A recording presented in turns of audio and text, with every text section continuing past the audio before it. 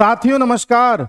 साथियों, जैसा कि आपको पता है कि भारत के प्रधानमंत्री अभी अमेरिका के दौरे पर गए हुए हैं। वहां पर कई मीटिंग्स में हिस्सा लेंगे, क्वाड में हिस्सा लेंगे, यूएन में भी भारत का प्रतिनिधिमंडल जाएगा। हालांकि प्रधानमंत्री यूएन में इस बार भाषण नहीं देंगे, उन्होंने मना किया है, लेकिन चूंकि प्रतिनिधिमंडल जाना है तो प्रधानमंत्री का वहां पर उपस्थित होना जरूरी है। उसके अलावा वहां पर भारतीयों को संबोधित करेंगे और वहां पर हो सकता है ट्रंप से भी मुलाकात करें। बाइडेन से तो मुलाकात हो ही गई है, ट्रंप से भी हो सकता है मुलाकात करें। मगर गए यूएस हैं, हलचल बांग्लादेश में हो रही है जी, क्योंकि बांग्लादेश में आपको याद होगा कि इस समय जो सो कॉल्ड वहां के लीडर हैं या जो प्रेसिडेंट हैं, प्राइम मिनिस्टर हैं, पता नहीं इनका क्या पद है, ये जो मोहम्मद यूनुस साहब हैं, जो इनके पपेट हैं, इनके पपेट तो वर्तमान राष्ट्रपति भी हैं और ये भी इन्हीं के पपेट हैं। तो इस समय ये थोड़े से मुरझाए हुए से हैं, थोड़े से परेशान से हैं। उसकी कई वजह हैं। वजह क्या है, आप वजह जानिए। सबसे पहली बात तो ये कि ये भी इस समय यूएन की मीटिंग के लिए यूएस गए हुए हैं। तो इन्होंने पहले भारत से ये कहा था कि हम प्रधानमंत्री मोदी से यूएस में मिलना चाहते हैं जी, मिलना चाहते हैं। तो हमारी तरफ से क्या बयान गया कि भाई हमें कोई मुलाकात नहीं करनी यूनुस से। यूनुस से कह दीजिए कि प्रधानमंत्री मोदी उनसे मिलने के इच्छुक हैं ही नहीं। अब ये सुनने के बाद में उसके दिमाग के तार उड़ गए। यार ये कौन सा तरीका है, प्रधानमंत्री मोदी ने मना कर दिया, हमको इतना सा भी घास नहीं डालने, ऐसा क्यों? ऐसा इसलिए मोहम्मद साहब, सुन लीजिए यूनुस जी, जब आपके देश में हिंदुओं के साथ बर्बरता हो रही थी, जब उनके साथ हिंसा हो रही थी, तब आपसे कहा गया था कि हिंदुओं के हितों की रक्षा कीजिए, उनके लिए आवाज उठाइए। तब आपके मुंह से एक आवाज नहीं निकली थी।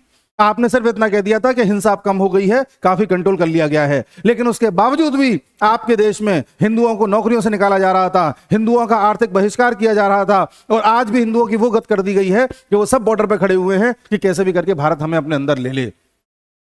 आप क्या मजाक समझते हो भारत को कि आप हिंदुओं के साथ कुछ भी कर लोगे, भारत के साथ कुछ भी कर लोगे, कुछ भी कह लोगे, कहीं भी कुछ भी बयान दे दोगे, और फिर जब मिलना चाहोगे तो भारत आपको मिलने देगा? भूल जाना, ये 50 साल पुराना भारत नहीं है यूनुस, और तुम्हारी तरह गुलामी करने वाला भारत नहीं है। और सुनो यूनुस जी, अब तुम्हारे बांग्लादेश की क्या हालत होने वाली है जरा देख लेना। कुछ फैक्ट्स बताता हूं। देखिए, जयशंकर साहब ने तो मीटिंग की मनाही कर दी। उसके अलावा अभी वर्तमान खबर है, कल की खबर है, बांग्लादेश में एक चिट्टागोंग हिल ट्रैक्ट वाला रीजन है। चिट्टागोंग हिल ट्रैक्ट वही है जहां से भारत भी नजदीक पड़ता है, म्यांमार भी नजदीक पड़ता है, दोनों। वहां पर हिंसा हो गई है जी। और चिट्टागोंग हिल ट्रैक्ट में जो बहुसंख्यक हैं वो माइनॉरिटीज हैं वहां पर, यानी कि वहां पर 50% से ज्यादा आबादी बुद्धिस्ट और हिंदूज की है। केवल 44% मुसलमान वहां पर है और शायद 3% क्रिश्चियंस वहां पर हैं। ठीक है, क्योंकि वहां पर हिंदूज और बुद्धिस्ट ज्यादा है, इसलिए वहां पर एक कम्युनल क्रैश वहां पर हो गया, क्योंकि जो मुस्लिम कम्युनिटी थी वो ये चाहती थी कि ये लोग यहां से हट जाएं। इस बात को लेकर के जमात इस्लामी ने वहां पर कुछ टेंशंस क्रिएट कर दी हैं, और वहां पर इस समय हो रहा है अच्छा खासा स्ट्रगल। और लोग ये तक डिमांड कर रहे हैं, ये तक डिमांड कर रहे हैं कि हमें भैया आप एक अलग देश दे दीजिए, हमें आपके बांग्लादेश में नहीं रहना, जो माइनॉरिटीज है वहां की कह रही हैं। और अगर वहां की माइनॉरिटीज अलग देश की मांग करती हैं तो बांग्लादेश के टुकड़े हो जाएंगे। आप याद कीजिए, मैंने कुछ दिन पहले एक वीडियो डाला था वर्ल्ड अफेयर्स इनसाइट्स पर ही, और मैंने कहा था कि आने वाले 6 महीने में, 8 महीने में देखना बांग्लादेश में एक और स्ट्रगल होगा। और बांग्लादेश अब उस राह की तरफ जा रहा है जहां बांग्लादेश के टुकड़े होंगे, और टुकड़े भी इस तरह से होंगे जो भारत के फेवर के होंगे। तो ये जो टुकड़े होने की शुरुआत है वो इस तरफ से हो चुकी है, और ये सब लोग इस बात की डिमांड कर रहे हैं कि भैया हमें आप कैसे भी करके अलग करो, क्योंकि यहां पर आप ना तो हमारे मंदिरों को चैन से फंक्शनिंग करने दे रहे हो, ना लाउड स्पीकर बजने दे रहे हो, कुछ भी नहीं करने दे रहे हो। हमें या तो आप अलग देश दो या पूरे अधिकार दो। तो अधिकार तो देने से रहिए, और वहां पर धारा 144 लगा दी गई है।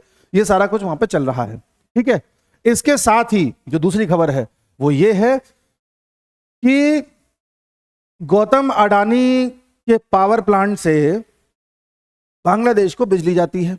एक पावर प्लांट हमारा भी है, जो मतलब गौतम अडानी का भी है, जो बिजली पहुंचाता है। तो गौतम अडानी ने इनसे कुछ समय पहले बोला था कि भाई हमें थोड़ा सा अपना जो बिल है वो दे दो, हम आपको बिजली दे रहे हैं, उसका जो बिल बनता है हमें वापस दे दो, पैसा दे दो हमें। तो बांग्लादेश को जवाब खास दिया नहीं। बाद में बांग्लादेश ये तक कहने लग गया कि हम ये भारत की बिजली नहीं लेंगे, हमें नहीं चाहिए, क्योंकि नया नया बनाता ना ये। कहाँ गया? अरे चचा जान, नए नए आप बने थे तो आपको लगा आप ही हैं, सब कुछ हैं, आपके पीछे खड़े हैं, ये सब कुछ है। भैया तीन तरफ भारत से घिरे हुए हो। भारत अगर चाहे ना तो सांस भी नहीं ले पाओगे।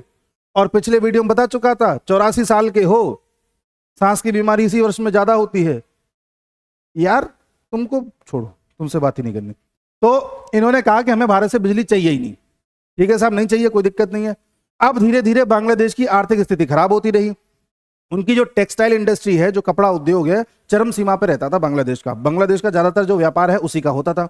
अब तो स्थिति ये हो गई है कि वहां की टेक्सटाइल इंडस्ट्री में कोई पैसा लगाना ही नहीं चाहता। और पहली बार ऐसा हुआ है कि वो टेक्सटाइल इंडस्ट्री अब घाटे में जा रही है। और जो कंपनीज वहां पैसा लगाने गई थी, वो कंपनीज अब ये कह रही हैं कि हमें जो है यूपी में पैसा लगाना है। देखो, बांग्लादेश टेक्सटाइल लॉस, यूपीज गेन, मतलब टेक्सटाइल में बांग्लादेश को लॉस हुआ है, यूपी को गेन हुआ है। 10,000 करोड़ का इन्वेस्टमेंट यूपी में आने वाला है, 10,000 करोड़ का। तो इनका टेक्सटाइल भी गया। बिजली तुम लेना नहीं चाह रहे भारत से, डिस्टरबेंस वहां आप क्रिएट कर ही चुके हो, तो जाहिर सी बात है कि लोगों में भी असंतोष पैदा होगा, आपकी इकोनॉमी भी पीछे जाएगी। और जब ज्यादा पीछे जाएगी और आपको लगेगा कि मैं संभाल नहीं पा रहा, तो आपके होश भी ठिकाने आएंगे। और उन्हीं होश के ठिकाने आने का परिणाम है कि जो गौतम अडानी ने पहले इनसे सिर्फ मुंह से कह करके पैसा मांगा था, इस बार लिख करके बोला कि हमें $800 मिलियन आप दीजिए, क्योंकि हमने आपको बिजली दी है। तब यूनिस ने बोला पलट के कि जी हम पूरी कोशिश कर रहे हैं पैसा जुटाने की, हम जल्द से जल्द आपको पैसा दे देंगे, हम प्लीज हमारी बिजली मत काटिएगा, हम जल्द से जल्द आपको पैसा दे देंगे। लेकिन गौतम अडानी ने पहले से काफी बिजली कम कर दी है वहां पर। बांग्लादेश में जितने भी पावर प्लांट्स हैं, सभी की बिजली काफी हद तक कम की जा चुकी है, क्योंकि उनके पास पैसा ही नहीं है बिजली चलाने के लिए। बांग्लादेश में सिर्फ एक पावर प्लांट ऐसा है जो 100% एफिशिएंसी के साथ, मतलब 24 घंटे चल रहा है, 24 घंटे बिना रुके, तो पूरी अपनी एफिशिएंसी के साथ वो चल रहा है। सिर्फ एक ही पावर प्लांट है, बाकी कोई नहीं है। और वो भी जल्द से जल्द खराब हो जाएगा, क्योंकि 100% एफिशिएंसी पे चलाओगे तो कब तक चलेगा। तो साहब ये कहना कि हम आपके पैसे लौटा देंगे, हम इंतजाम कर रहे हैं पैसों का, तो ये इनको बैकफुट पर जाना दर्शाता है। उसके अलावा इन्होंने, ये जो यूनिस साहब हैं, इन्होंने ये कहा था कुछ दिन पहले कि एक मछली होती है हिल्सा मछली, हिल्सा मछली का हम इंपोर्ट करते थे बांग्लादेश से भारत में आती थी। तो उन्होंने कुछ दिन पहले बोला था कि हम बैन लगाते हैं कि भारत में कोई मछली का एक्सपोर्ट नहीं होगा। हमने कहा लगा दो भाई, हमारे पास क्या कोस्ट की कमी है?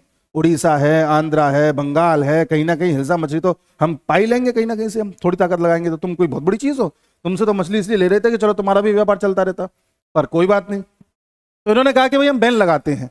अब ये रिसेंटली बोले हैं, कल की बात है, कि हम ये जो बैन है ये हटाते हैं।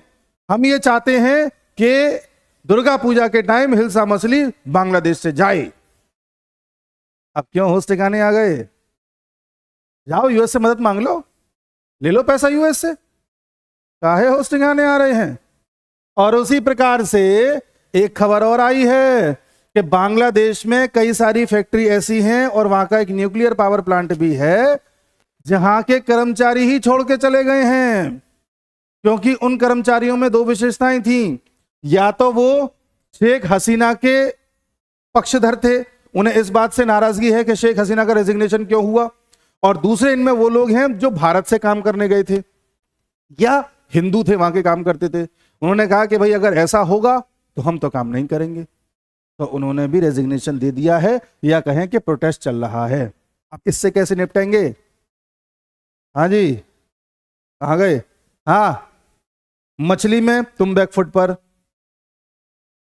इंडस्ट्री में तुम बैकफुट पर, कर्मचारियों के मामले में तुम बैकफुट पर, शिक्षकों के मामले में तुम बैकफुट पर, हिंदुओं के मामले में तुम बैकफुट पर, बिजली के मामले में तुम बैकफुट पर। काहे बात की अकड़ है भाई? यार थोड़ा इतना जोश। ये आदमी देख रहे हो, सबसे ज्यादा बम गिराए हैं इसने जब ये राष्ट्रपति था, तो क्यों नहीं समझते उस बात को? तुम्हारी ही कौम पे गिराए हैं, और तुमको ही ढाल बना के तुम्हारी कौम के खिलाफ तुम्हें खड़ा कर रहा है, तुम्हें पता ही नहीं है। चलो तुम्हारा यही होना है, मैं तुमसे क्या ही कहूं। तो ये बांग्लादेश में हो रहा है, और भारत का स्टैंड क्लियर है, और भारत ने भी साफ साफ बांग्लादेश से कह दिया है कि भाई ऐसा है बांग्लादेश, आप अपनी समस्याओं से खुद निपटें, हमें आपसे लेना देना नहीं है, हम बस अपना काम देखेंगे, और आप अगर ज़्यादा डिस्टर्ब करोगे तो फिर आपको भी देख लेंगे। सीधी सी बात है। तो साथियों, अगर इसमें कोई और अपडेट आएगा तो मैं आपको बताऊंगा, लेकिन अब वही सारी चीज़ें आगे बढ़ रही हैं कि बांग्लादेश आने वाले समय में एक दोबारा से प्रोटेस्ट करवाएगा अपने यहाँ, और हो सकता है इस बार टुकड़े हो जाए। नमस्कार।